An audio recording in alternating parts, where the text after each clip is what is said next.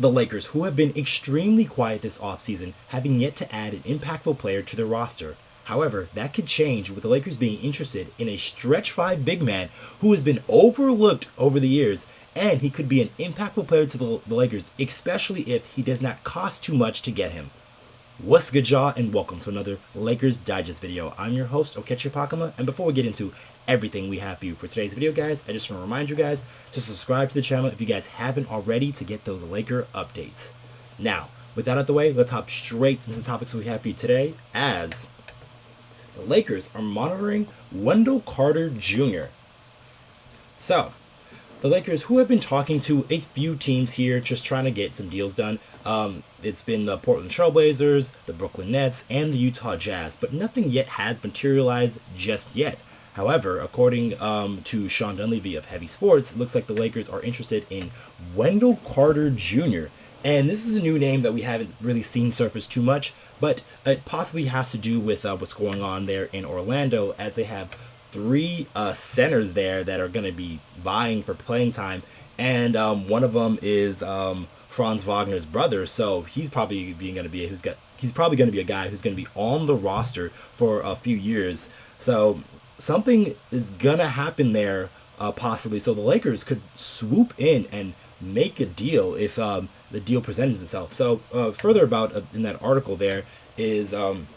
So one guy the Lakers are interested who could help check a few boxes, remains a possible trade target, is Magic center Wendell Carter Jr. One executive said he's still the kind of players the Lakers should be looking for, fairly young, probably a little undervalued because of his red flags, injuries, and still tapping into his skill set, the executive told Heavy Sports. The contract is right. It makes sense for them. That's a guy they're monitoring, but a lot of teams are. So it looks like the Lakers will have some competition for Wendell Carter Jr. But if the Lakers are able to cobble together a good trade package, possibly using these first-round picks that they have not yet used, then they can probably get a deal done. And then also, Wendell Carter does not make too much money. So with the Lakers being in that first apron, they have to try to match salary. Wendell Carter makes just about $12 million next season. So you can definitely do that with one of these players here, whether if it's Gabe Vincent and one of your veteran minimum guys and then some picks, or something of that nature. So you wouldn't have to get rid of a high-value player in order to get a guy like Wendell Carter Jr., as long as you're willing up to give the picks. But let's take a look at his stats here as a guy, Wendell Carter Jr. So he averaged 11 points per game last season, to go along with about 7 rebounds, and then he was shooting 52% from the field and 37% from three. And then right there you see on the right, he shoots about 33% on corner threes, and most of his threes are all assisted on.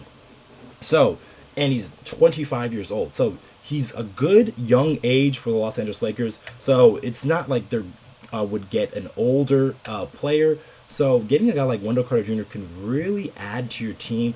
And if he's able to knock down three-point shots, then you're able to utilize Anthony Davis differently, and that really maximizes him, because we're seeing in some of these Olympic scrimmage games that Anthony Davis is a terror on the wing. So if you're able to place Anthony Davis in different spots while allowing somebody else to play the center position, then I think you got some real fire on your hands, and a lot of things can work for you in the correct way. But the Lakers will have to be willing to part with the right players, and also the Magic would have to be willing to deal him, because mostly up until this point, the Orlando Magic have been very reluctant to trade some of their guys. But something has to start happening here, as they're a team that just went to the playoffs for the first time in a few years.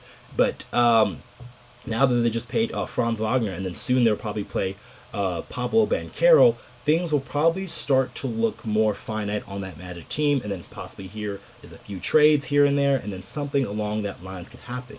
But what are some of the things that could take to make a deal done? So they went further in that article there, and they said, so it does make sense, but with some caveats. First, the Magic would need to accept what the Lakers might be willing to give up for Carter Jr.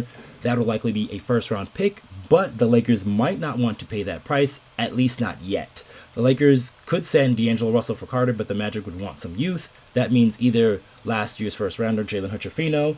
The Magic do need help at the point guard and need a scoring boost to help the offense. They were 22 in efficiency in the NBA, and that could keep the team's excellent defense, which was third in the NBA last season. So they could be looking along the lines for a player of that caliber.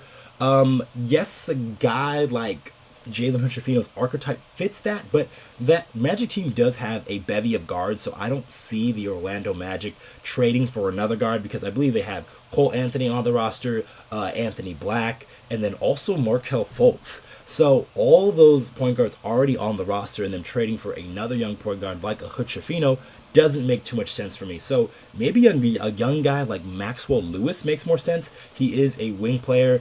He has some 3-and-D ability.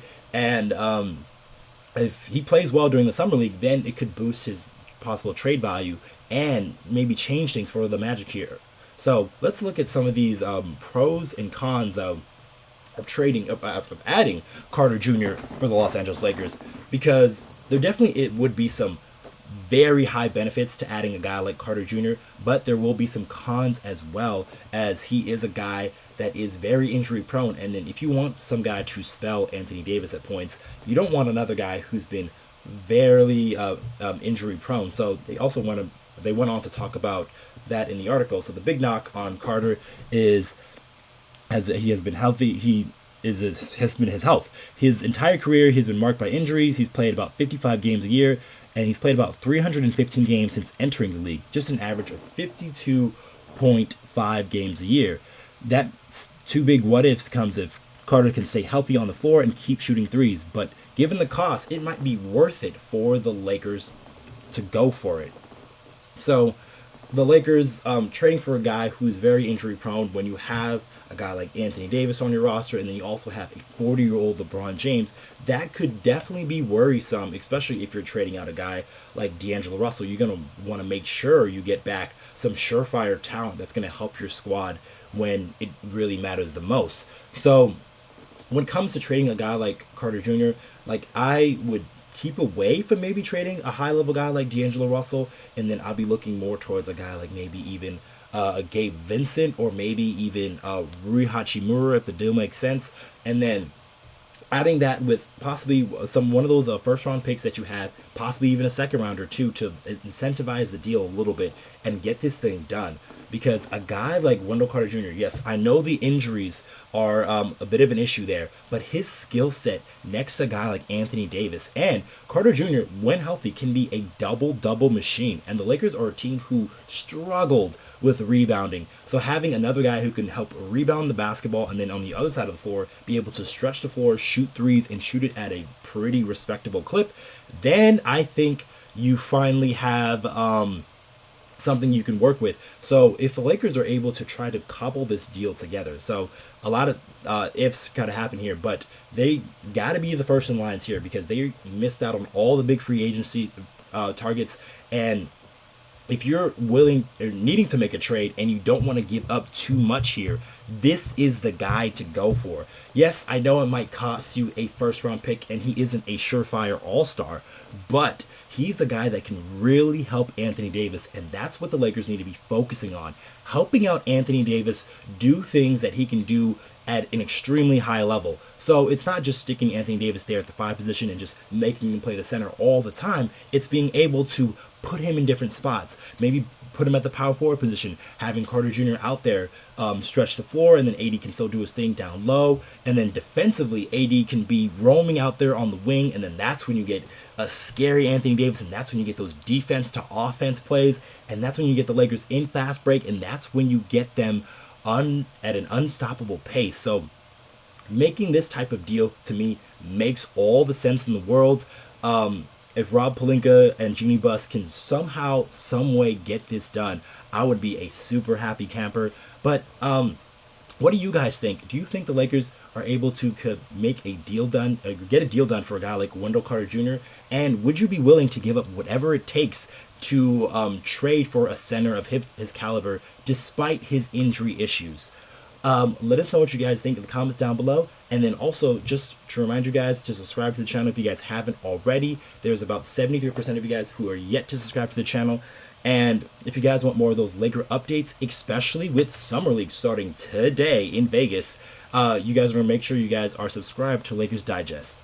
So that's going to be it for this video. I have been your host, Okechi Apakama, and I'll catch you guys on the next one.